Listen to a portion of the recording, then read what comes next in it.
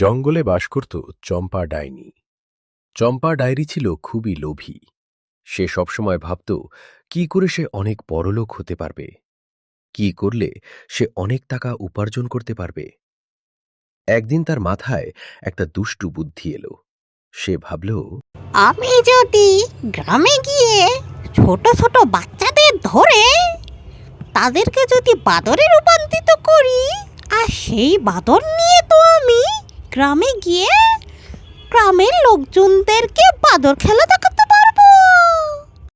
এই কথা ভেবে চম্পা ডাইনি গেল গ্রামে ছদ্মবেশে বাচ্চাদেরকে ধরতে। সে গ্রামে যেয়ে বলতে থাকলো, ফল নিয়ে যাও গো বাচ্চারা, ফল নিয়ে যাও, ফ্রিতে তাজা তাজা ফল নিয়ে যাও। এখানে একজনকে গিয়ে দেখতে পেল এক জায়গায় অনেক বাচ্চারা খেলা করছে। সেখানে গিয়ে চম্পা ডাইনি বসে পড়ল আর বাচ্চাদেরকে খুব মিষ্টি কণ্ঠে ডাকতে থাকলো, এসো বাচ্চারা, ফল নিয়ে যাও, ফল একদম ফ্রিতে, ফল তাজা তাজা ফল। সেই কথা শুনে সব বাচ্চারা তার কাছে এলো এবং ফল খেতে চাইল। ডাইনি তখন তাদেরকে তার ফল খেতে দিল এবং সুযোগ বুঝে জাদু করে তার মধ্যে থেকে একটি সরল সিধাসাদা বাচ্চাকে বাদরে রূপান্তরিত করে ফেলল। তখন সে খুশিতে লাফাতে থাকলো, ইয়ে, আমি তো বাদর বানিয়ে ফেলেছি, কাল থেকে তো আমি অনেক টাকা উপার্জন করব বাদর খেলা দেখিয়ে। এরকম বলে ডাইনি সেই বাদরকে নিয়ে তার কুঁড়ে বাড়িতে ফিরে এলো আর খুব খুশি হয়ে অনেক আনন্দ করতে থাকলো। কিন্তু বাদরটা আর কি করবে, সে তো ডাইনির মায়াজালে বন্দি হয়ে গেল। তার আর কিছুই করার থাকলো না। ডাইনি তখন তাকে বলতে থাকলো, এই বাদর, কাল থেকে তোকে নিয়ে যাব আমি বাদর খেলা দেখাতে, বুঝলি তো? গ্রামের মানুষকে ভালো করে বাদর খেলা দেখাবি।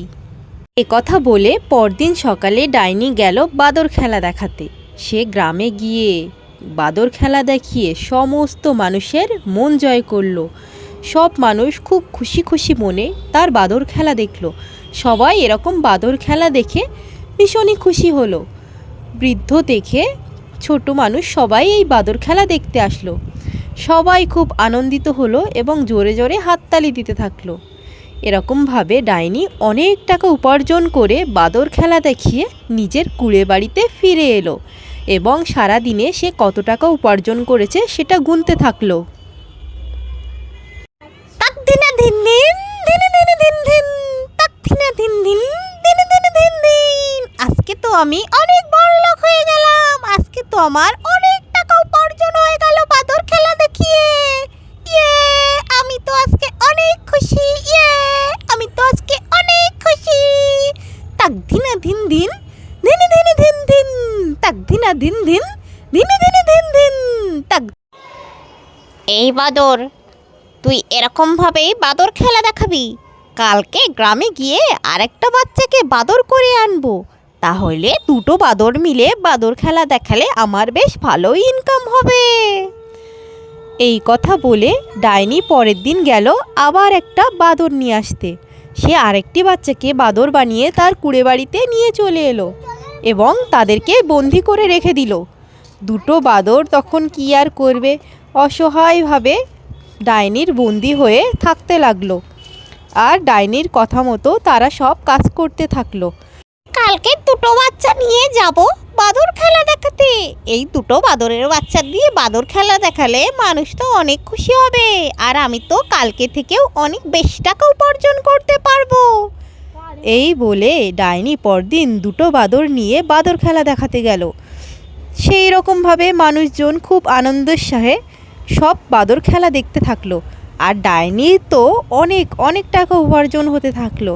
কিন্তু মানুষরা তো আর জানতো না যে মানুষের বাচ্চা ধরে বাদর বানিয়ে ডাইনি তাদেরকে দিয়েই বাদর খেলা দেখাচ্ছে। সমস্ত মানুষরা দাঁড়িয়ে থেকে বাদর খেলা দেখলো এবং হাততালি দিতে থাকলো। ডাইনি দুটো বাদরের সাথেই এরকম খারাপ কাজ করে তাদেরকে বাদর বানিয়ে নিজের বড়লোক হওয়ার চিন্তাভাবনা সফল করলো। তারপর ডাইনি বাদর দুটোকে নিয়ে আবার বাড়ি আসলো। তার কুড়ে বাড়িতে এসে বাদর দুটোকে আবার সে বন্দি করে রাখলো। আর তাদের যা যা করতে বলল বাদর দুটো তাই করলো, আর নিজের টাকা পয়সা গুনতে থাকলো।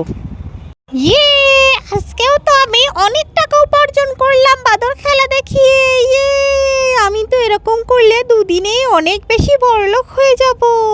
অনেক অনেক টাকা আমি উপার্জন করব, আর আমার বড়লোক হওয়ার যে স্বপ্নটা ছিল সেটা খুব শিগগিরই পূরণ হয়ে যাবে। ইয়ে, কি মজা, কি মজা, কি মজা! কিন্তু বাদর দুটো একটা পরিকল্পনা করলো। তারা দুজনের মধ্যে আলোচনা করতে থাকলো যে কি করে এই ডাইনির হাত থেকে মুক্তি পাওয়া যায়, কি করলে ডাইনির কাছ থেকে ছাড়া পাওয়া যাবে। তারা এরকমভাবেই আলোচনা করতে থাকলো। তারা চিন্তা করলো ডাইনি যখন বাড়িতে থাকবে না, বাইরে খাবারের খোঁজে বেরোবে, তখন তারা বাইরে জঙ্গলের দিকে যাবে কারোর কাছে সাহায্য চাইতে। এমন সময় ডাইনি চলে এলো, কিন্তু তারা সব চুপ হয়ে গেল ডাইনিকে দেখে। ডাইনি সারাদিন কষ্ট করে আসার পরে সে খুবই ক্লান্ত হয়ে গিয়েছিল, সেই জন্য সে কোনো কথা বাড়ালো না। সে সোজা তার বিছানার দিকে গেল একটু বিশ্রাম করবে বলে। তখনই সে ঘুমিয়ে পড়ল। এই সুযোগ বুঝে বাদরের বাচ্চা দুটো গেল বাইরের জঙ্গলে কারোর কাছ থেকে সাহায্য চাইবে বলে। তারা অনেক দিন পর বাইরের জঙ্গলে বেরোলো। তারা খুবই খুশি হলো, বাইরে ঘোরাফেরা করলো, বাইরের প্রকৃতির সাথে খেলাধুলো করলো। এভাবেই ঘুরতে ঘুরতে তাদের সাথে পরিচয় হলো একটা বাঘ মামার। বাঘ মামা তাদেরকে দেখে তো প্রথমেই রেগে গিয়েছিল, কিন্তু তখন তারা তাদের দুঃখের কথা জানালো, কিভাবে ডাইনি তাদেরকে এনে মানুষ থেকে বাদরে পরিণত করেছে, কিভাবে ডাইনি তাদেরকে বন্দি বানিয়ে রেখেছে, আর কিভাবে তাদেরকে দিয়ে ডাইনি প্রতিদিন বাদর খেলা দেখায়, এবং লোভী ডাইনি কিভাবে প্রতিদিন টাকা উপার্জন করে। এই সব কথা শুনে বাঘ তো খুবই রেগে গেল। বাঘ বলল, আমার জঙ্গলে এত বড় অন্যায় করে এই ডাইনি, এই ডাইনির এত বড় সাহস, এই রকমভাবে মানুষের বাচ্চা ধরে বাদরে রূপান্তরিত করে তাদেরকে দিয়ে কষ্ট দিচ্ছে, তাদেরকে দিয়ে টাকা উপার্জন করছে। কই চল তো, আমাকে নিয়ে চল, আমি দেখাচ্ছি ওই ডাইনির মজা। এই বলে বাদর ও বাঘ একসাথে মিলে ডাইনির কুড়ে বাড়ির দিকে রওনা হলো। ডাইনি তখনও ঘুমাচ্ছিল। বাঘ ও বাদর চুপিসারে ডাইনির ঘরের মধ্যে ঢুকে আসলো। ডাইনির ঘুম তখনও ভাঙেনি। বাঘ তখন ডাইনিকে চিৎকার করে ডাকলো। খুবই রেগে তখন ডাইনিকে বলতে থাকলো, এই ডাইনি, ওঠ ওঠ বলছি, তোর এত বড় সাহস, তুই আমার জঙ্গলে থেকে এত বড় অন্যায় কাজ করিস। এই ছোট ছোট বাচ্চাদেরকে ধরে তুই বাদর বানিয়ে রেখেছিস, তোর এত বড় সাহস, এক্ষুনি এদেরকে আগের মতো করে দে, নাহলে তোকে এক্ষুনি গিলে খাবো। তখন বাঘের কথা শুনে ডাইনি তো খুবই ভয় পেয়ে গেল। ডাইনি তখন বাঘের কাছে ক্ষমা চাইল এবং বলতে থাকলো, আমি এক্ষুনি বাদরকে আবার মানুষে পরিণত করে দিচ্ছি, আমাকে দয়া করে খাস না বাঘ। আমি আর কখনো এরকম কাজ করব না, আমি আর কখনোই লোভ করব না। এই রকম বলে ডাইনি জাদু করে আবার সেই বাচ্চাদেরকে মানুষে পরিণত করে দিল। মানুষে পরিণত হয়ে মানুষের বাচ্চা দুটো তো খুবই আনন্দিত হলো, তারা আনন্দে লাফাতে থাকলো। ডাইনি তখন বাঘের কাছে ক্ষমা চেয়ে নিল এবং তার কাছে প্রতিজ্ঞা করলো যে কখনো সে আর এরকম কাজ করবে না, সে সবসময় সৎ পথে থাকবে এবং কখনো সে লোভ করবে না। এই কথা শুনে বাঘও খুব খুশি হলো এবং বাচ্চারাও খুব খুশি হলো। বাঘ তখন ডাইনিকে আর কিছু বলল না, ডাইনিকে তখন সে ক্ষমা করে দিল। তখন বাচ্চাদেরকে নিয়ে বাঘ সেখান থেকে বাচ্চাদের তাদের বাবা মায়ের কাছে দিয়ে এলো।